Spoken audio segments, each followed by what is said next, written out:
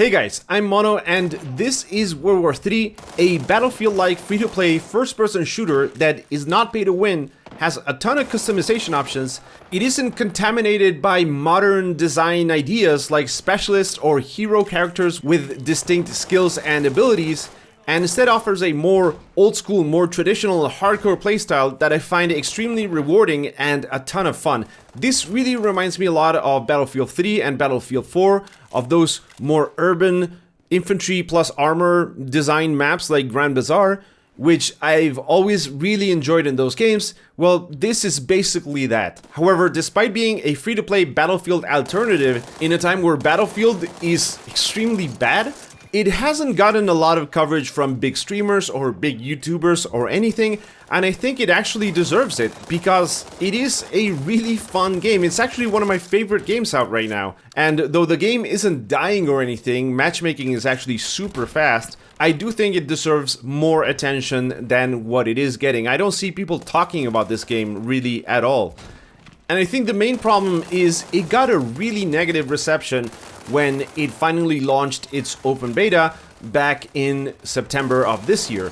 It had a really rough launch. It had a ton of server issues to the point it was hard to actually download the game because they use this crappy third-party launcher where you basically download the game in a peer-to-peer fashion. And I've actually seen people say like, oh, it's gonna infect your computer with viruses and malware and whatever. Like, that's not the case at all. But anyway, it got this mostly negative rating on Steam, or even overwhelmingly negative.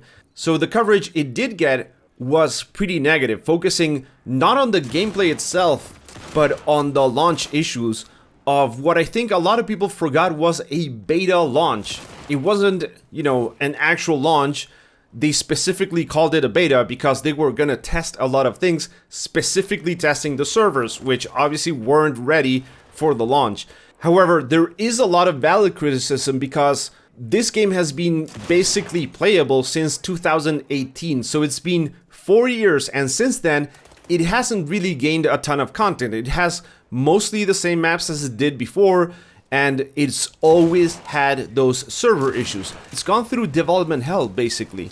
But I do find it a bit unfair that a lot of the criticism was, regarding that history that the game has, instead of talking about the gameplay and its merits right now. If you're a new player and, you didn't buy the game back in 2018, so you never had a chance to actually play those maps or try out the gameplay or anything, I find, that's going to be the case for most people playing this game right now.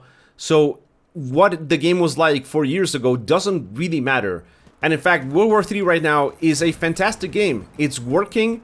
The servers work fine, though there are ping issues which they are working on because it matchmakes you into basically any region instead of choosing a region that's right for you.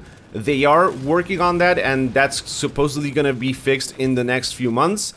And the other major criticism, which is the lack of content and the fact that the maps are pretty much the same that they were 4 years ago, well, they released a new roadmap, and coming in December, we are getting 2 new maps. One for Tactical Ops, which is the big Conquest style mode, and one for TDM, with another 2 maps coming in March. And there's also new modes coming. So there's going to be a TDM domination style game, which is only going to be available for a limited amount of time. My guess is they're going to test that, they're going to see how it plays and consider whether they want to keep that mode or not. And there's also another mode which I don't really know anything about. It's called Fubar, and they're saying it's going to be this immersive large-scale infantry focused game mode, which, who knows what that means or what's that going to play like.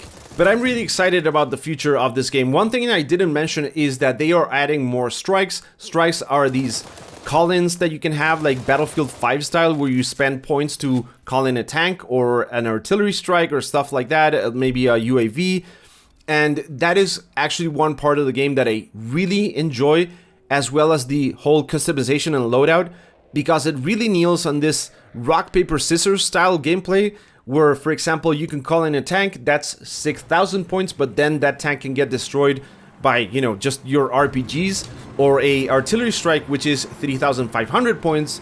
So there's this meta game going on of this point war between you and the other team, where you choose how to spend your points for specific strikes that you hopefully use more effectively than your enemy. So you really have that choice of what you're gonna do, right? Are you gonna use the UAVs to see where the enemy is and maybe artillery them once you find out where they are concentrated?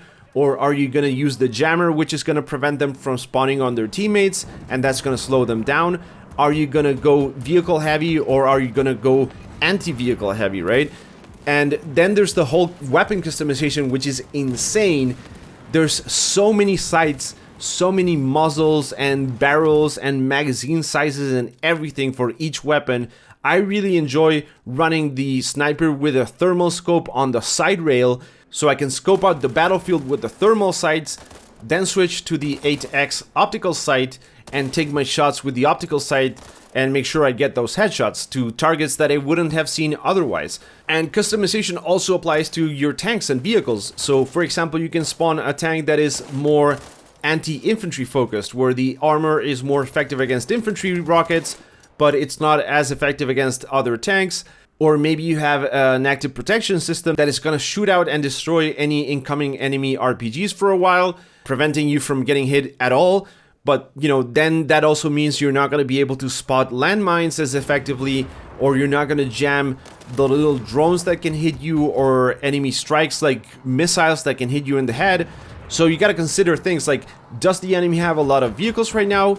Do I want to spawn a tank that's good against fighting vehicles? Or maybe if I'm gonna use my tank to go into a very infantry focused area of the map, I want my tank to be good against infantry. Maybe I don't want to spawn any vehicles at all and instead focus my point spending in detecting the enemy vehicles and striking them with missiles or artillery barrages that are gonna be more cost effective if I manage to destroy those tanks. But if I don't, then I've spent a whole lot of points for nothing. So I find that gameplay to be really compelling. I really like the twist it adds to this Battlefield formula, where in Battlefield games, you know, the tank will spawn every few minutes after it's been destroyed, and you really don't have any player agency over it. In Battlefield 2042 or Battlefield 5, yes, you can call in a few things, but you only get to call in a couple of things per match, maybe, and there's not really a whole lot of options. In World War III, you can choose to spend your points whichever way you want. There's call-ins which are 800 points worth, or there's others that are 6,000 points. So depending on whether you're doing good or not, you can still engage with that part of the gameplay and have a ton of fun with it. So it is a lot more rewarding because you are in charge of what you're going to do with those resources, instead of just relying on the map design or on the cooldown from the vehicles and stuff like that. I find it to be a lot of fun. So anyway, I highly suggest you go and download this. Yes, it does have that third-party launcher. Nobody likes third-party launchers. I don't like it either, but once you get past that, it's actually a really good game. So definitely try it out. Let me know what you think down in the comment section. If you want to catch me live playing World War III, then check out the Twitch link down in the video description. And as always, guys, thank you for watching, and I hope I will catch you in the next one.